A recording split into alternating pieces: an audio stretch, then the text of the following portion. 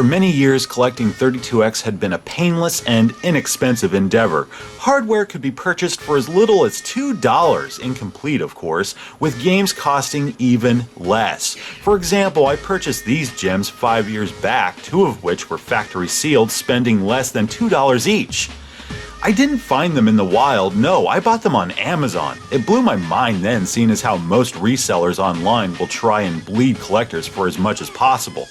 Within the last few years, prices have started to rise. These titles now fetch $15 to $40. Again, sealed. If you opt for the cartridge, then it's a different story. Times have definitely changed. Ultimately, games only cost as much as collectors are willing to spend, and they've proven they are willing to spend quite a bit. There are 3 titles in particular that have managed to command top dollar in spite of cheaper alternatives, like the EverDrive for instance. First up, T-Mek. Excellent.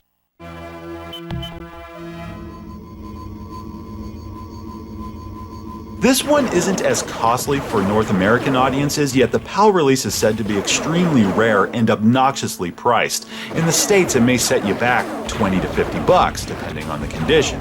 In the UK, you can expect to spend a little over $1,000 in English currency. I shit you not. So T-Mek is a straightforward vehicular combat game where you bomb around in one of 6 hovercraft, tearing through 12 levels of pure mayhem, all so that you can face off against a ruthless dictator and conquer an empire.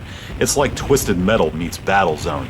Once you've typed in your name, you'll pick a craft. You can switch vehicles between every match, which is nice, though there's not much in the way of variety. The craft above look virtually identical to those found below. The only difference is that one is fast and weak, while the other is slow and powerful. Even their primary attacks are similar. Kinda lame, but whatever.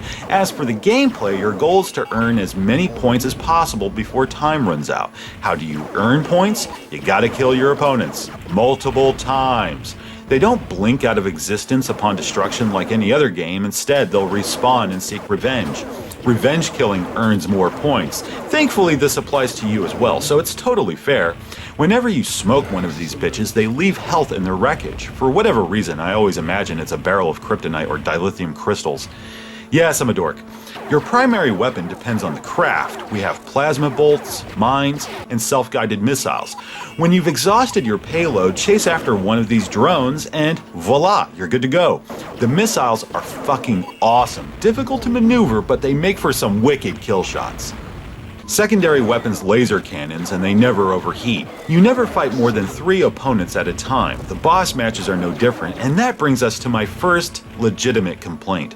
The bosses are boring as shit. No giant tank or death chopper of some kind, no. It's just more of the same with a different hue. I'm sorry, but that's lazy as fuck. They couldn't spend 20 goddamn seconds dreaming up something else. I'd sooner fight a unicorn shitting rainbows while breathing fire. May not make much sense, at least it would be interesting. Aside from the lack of imagination, it can be a fun game. Blowing things to Kingdom Come is thoroughly enjoyable. The arenas are somewhat barren, but they do add to the experience via obstacles like these pillars of green jelly you gotta blast your way through. The graphics are decent for the time, though they do pale in comparison to its arcade counterpart. The HUD consumes more real estate, and the frame rate is wildly inconsistent. Still, it's not terrible. Multi-sided enemy sprites, scaling effects, dithering, it all looks good. I'm betting it would have looked better on Saturn. Much to my surprise, the sound actually surpasses the visuals here. Like, I am righteously impressed. Explosions and laser blasts resonate, but the digitized speech is some of the best I've heard on a cartridge. Excellent. You have defeated Baked.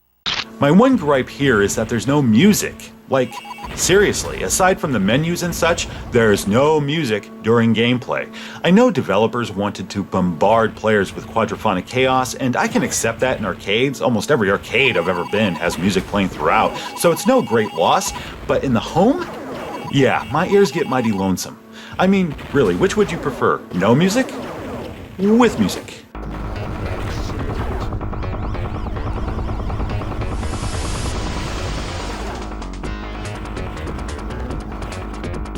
No contest.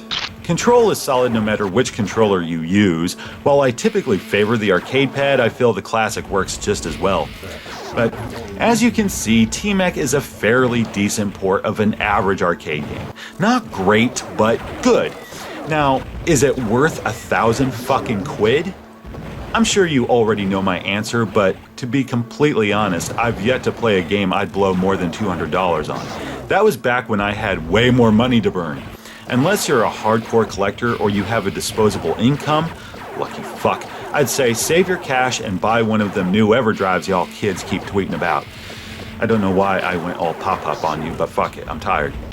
Next time,